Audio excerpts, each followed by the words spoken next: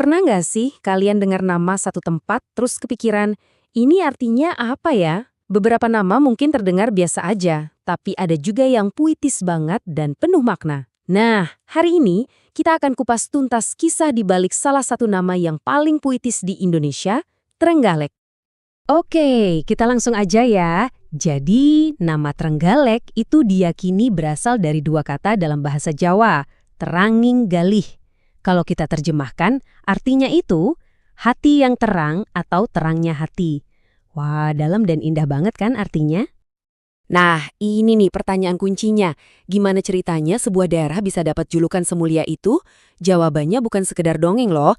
Ini adalah sebuah perjalanan panjang yang melibatkan kerajaan kuno, pahlawan legendaris, perpecahan yang menyakitkan, dan akhirnya kelahiran kembali. Yuk kita telusuri bareng-bareng. Oke, untuk bisa ngerti soal hati yang terang ini, kita harus putar waktu jauh ke belakang. Jauh banget, ribuan tahun lalu saat jejak peradaban pertama kali ditinggalkan di tanah yang nantinya kita kenal sebagai Trenggalek. Jadi, jauh sebelum ada tulisan atau kerajaan, daerah ini tuh udah ada penghuninya. Buktinya, banyak banget. Para arkeolog nemuin macam-macam artefak, kayak menir, itu loh tugu batu raksasa dari zaman prasejarah, dan berbagai alat batu lainnya. Ini nunjukin kalau kehidupan di sini udah berlangsung sejak ribuan tahun yang lalu.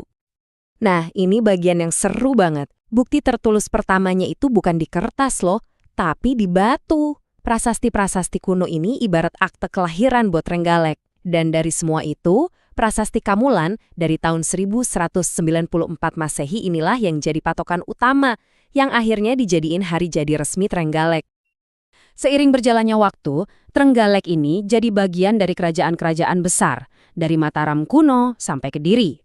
Puncaknya, ya waktu jadi wilayah penting di bawah kekuasaan Majapahit yang legendaris itu. Ini adalah era keemasan, di mana Trenggalek benar-benar punya peran yang diperhitungkan. Sekarang, kita masuk ke bagian inti dari nama hati yang terang ini. Dan cerita ini nggak bakal lengkap tanpa kita kenalan sama tokoh utamanya. Seorang pemimpin yang kisahnya jadi legenda sampai sekarang. Namanya Adipati Menaksopal. Beliau ini bukan pemimpin biasa. Waktu rakyatnya sengsara karena kekeringan parah, dia nggak cuma diam, dia langsung gerak. Bikin proyek super besar pada masanya. Bangun bendungan Tugu buat nyelamatin sawah-sawah. Nah, aksinya yang heroik ini begitu membekas di hati rakyat, sampai akhirnya melahirkan legenda tentang dirinya dan seekor buaya putih mistis yang katanya jadi penjaga bendungan. Nah, disinilah kuncinya. Aksi heroik Menaksopal ini, kepemimpinannya yang tulus buat rakyat tanpa pamrih, itu yang dianggap sebagai cerminan nyata dari Teranginggali alias hati yang terang. Jadi, namanya abadi, menyatu dengan nama daerah yang sangat ia cintai. Tapi, yang namanya juga sejarah, nggak selamanya mulus. Habis masa jaya, datanglah masa-masa kelam buat Trenggalek. Sebuah babak di mana identitasnya hampir saja hilang ditelan perpecahan. Coba ingat-ingat tahun ini, 1755.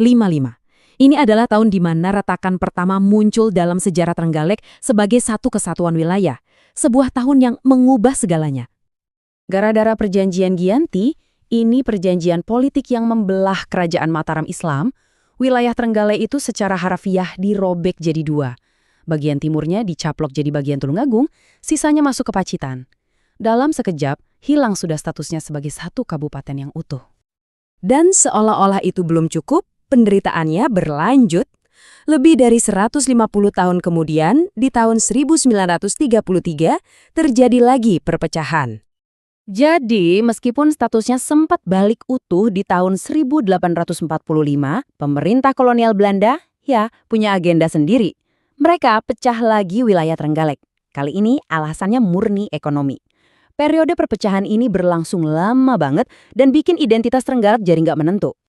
Tapi, seperti di cerita-cerita hebat kan, setelah jatuh pasti ada momen buat bangkit lagi. Dan inilah babak terakhir yang penuh harapan dalam perjalanan Trenggalek. Dan tahun kebangkitan itu adalah 1950. Di tengah semangat kemerdekaan Republik Indonesia yang baru, tahun ini jadi momen di mana Trenggalek pulih dan lahir kembali. Pakai landasan hukum yang jelas, yaitu Undang-Undang Nomor 12 Tahun 1950, wilayah Trenggalek yang tadinya kepisah-pisah akhirnya disatuin lagi. Dan lahirlah Kabupaten Trenggalek modern yang kita kenal sekarang. Hebatnya lagi, mereka nggak cuma bersatu, tapi langsung tancap gas dan bahkan berhasil dapat penghargaan nasional tertinggi. Jadi ini benar-benar ngerangkum semuanya kan? Perjalanan Trenggalek itu kayak sebuah siklus yang luar biasa.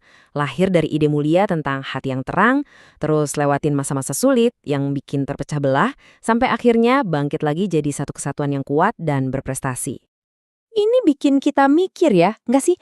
Cerita Trenggalek ini ngajarin kita kalau di balik sebuah nama bisa jadi ada sejarah perjuangan, kejatuhan, dan kebangkitan yang luar biasa. Nah, sekarang pertanyaannya buat kita semua. Kira-kira kisah ketangguhan apa ya yang mungkin tersembunyi di balik nama kota, desa, atau bahkan jalan di sekitar kita sendiri? Coba deh direnungkan.